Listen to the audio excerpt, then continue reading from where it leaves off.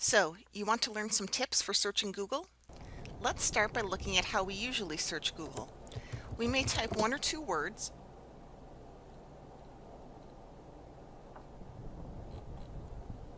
or a full sentence.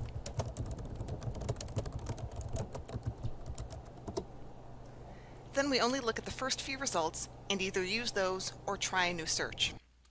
Why are these methods ineffective? Several reasons. They can lead to too many hits. You may not find information that is related to your topic. And most websites found using simple searches are not really credible sources. The first few results may not always be the best.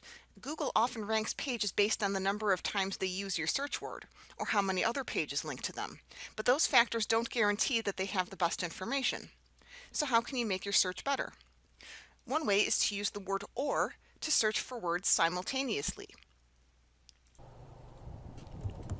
For example, I'll do a search for college athletes' graduation rates. This search gives me over 5 million results. But keep in mind that some articles might use the word university instead of college, so I should really search for them both. So I add the word "or" in capital letters, and that gives me over 39 million results. So 5 million, 39 million, either way that's a lot of results. But what this shows is, if you do a search that doesn't get a lot of results initially, you can try adding "or" plus a synonym to get even more.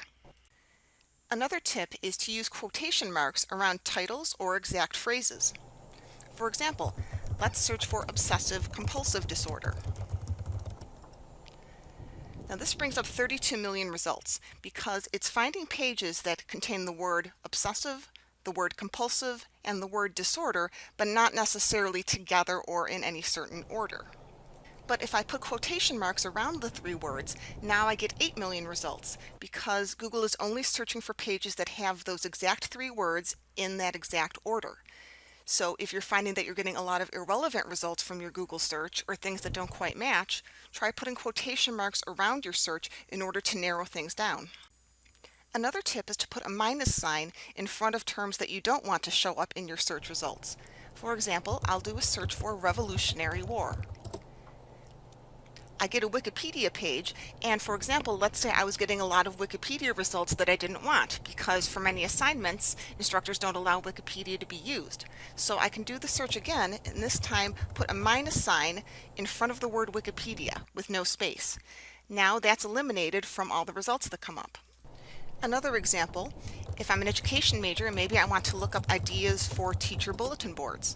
And a lot of times when you do searches on creative topics, you get a lot of Pinterest results, which may or may not be good. Sometimes Pinterest pages can lead to pages that don't exist anymore, or they may lead to advertisements. So you might want to eliminate those from your search. So again, put a minus sign in front of the word Pinterest with no space, and now you won't get any Pinterest pages in your results. You can also limit your search to particular types of websites based on the last part of the domain name. This is called a top-level domain. The most common top-level domain is .com, but there are hundreds of others.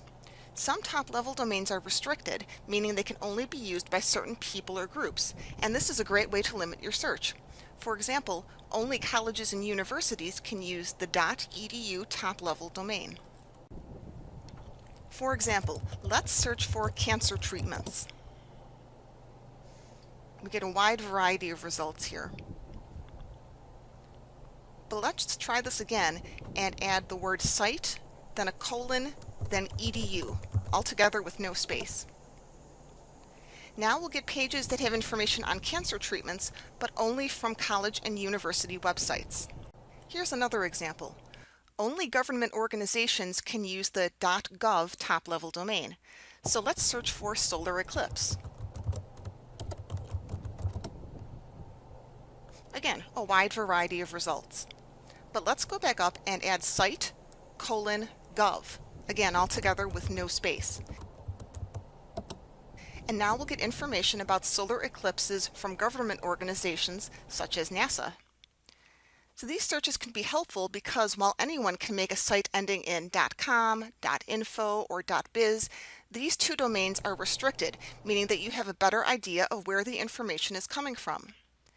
Now you know how to search Google. If you still have questions, feel free to contact NU Library for assistance.